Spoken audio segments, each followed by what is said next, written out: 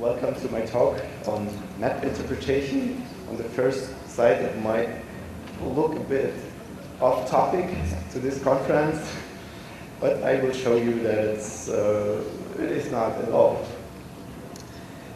The core of it is part of my PhD research. I will try to answer the following questions: why, what, and how we solve the problems. I will iteratively loop through the challenges, as I have a lot, and will present to each some methodical approach. Why we monitor geographical phenomena or geospatial processes.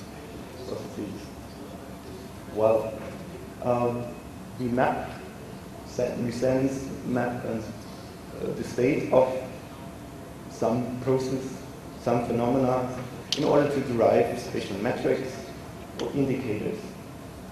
With them, we can monitor this process with the aim to understand and model it. And the overall aim would be to forecast. Now with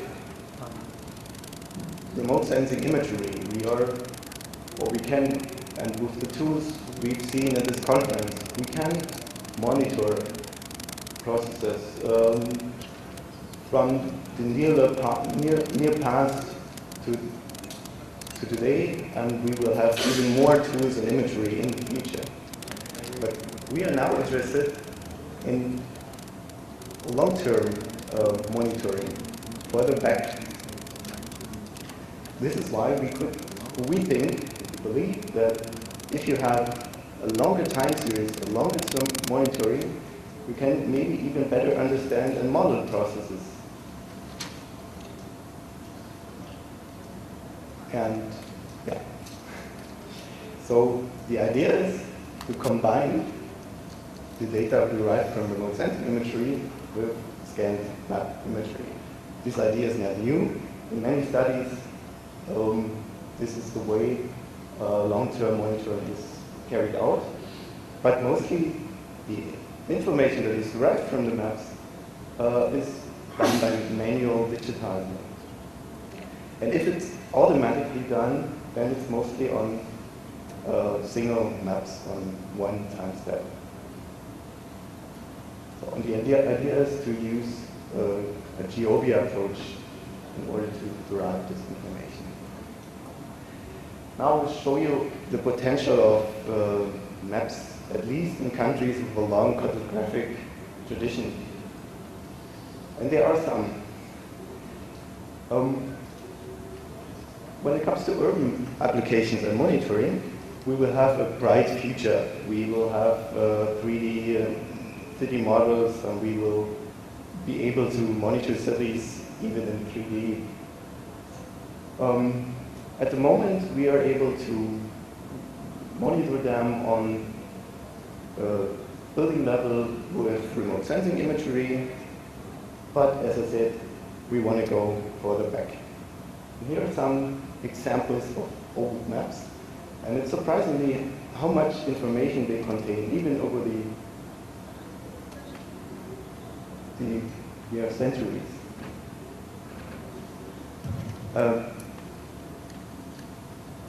The challenge is now to extract this information and to tackle the different, the changing layouts and so on. So here's the workflow, where you have the printed map, you scan it, you have to georeference it, to mosaic it, and to extract your information you want. The first challenge is the georeferencing, and we presented last year something, a tool where you can automatically georeference the maps to their right position on the Earth's surface. We do this by an OCR of the map number and assign the coordinates to the detected map borders. But I won't go too much in detail to that. The second challenge is to derive the building footprints from the maps, as we do from the remote sensing imagery. So we have to apply some image classification and pattern recognition. The first step is to remove all the linear features, to only have the aerial objects such as building footprints. And there we apply some morphological operation that were proposed by Matheron and Seurat. But this only gives us, this first pre-processing step gives us the footprints, but also other aerial objects. So we have to introduce another step, and we have to remove all the lettering that could be confusing with the building footprints. And this can be done with scale, or should be done with scale and rotation invariant features in order to perform classification. And for that, I implemented a little tool, a map training tool, that the system can adapt to the different layouts of the maps. So it can easily be used for different layouts. Third challenge is when you have color maps from older times, it can look like this. This is a building footprint, this is a road. So, and here you essentially have the same problem as with high resolution remote sensing imagery. If you do a pixel place classification, it's not very successful. So I applied for the color image segmentation an edge-oriented region growing algorithm that was proposed by Lancer. It was originally built for image compression. It's based on edge filtering that gives us seed point areas for the region growing. I adapted that before for remote sensing imagery, and now I applied it for map interpretation. And the result is amazingly good. Does it look like this? We have different objects here, our building footprints. Now, here I show you some results of the building footprint retrieval. And what you can see is that they're pretty good, but at some building footprint sizes have lower recognition rates or precision rates. And this is because in these areas, or in these feature object sizes, we have many map objects and lettering and if there is no correct classification, then we have a lower precision. The fourth challenge is now the change detection.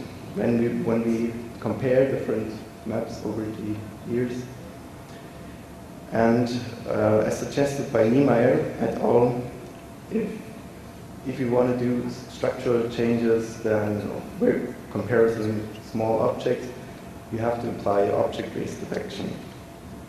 As you can see here, objects does not necessarily covered. They are shifted by incorrect georeferencing and just uncertainties and generalization effects on the maps. So, as suggested in literature, we applied here some similarity measures. They are based on the geometric features of the object and the location vector. I show you the overall process. We have the input images, we have the pre-processing steps, the color image segmentation, morphological segmentation. They gave us these candidate objects, we call them, they might contain lettering and map symbols. We apply here the object classification in order to remove all these features that are not building objects, and we apply to the segmented footprints from different time steps the object base change direction. We've implemented it in using the machine vision software library Halcon, and for the change detection of non-overlaying objects, the Java translation suite that has been implemented in the open source GIS open channels.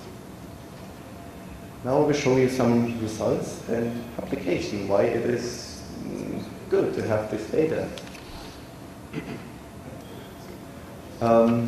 Here is one example of results.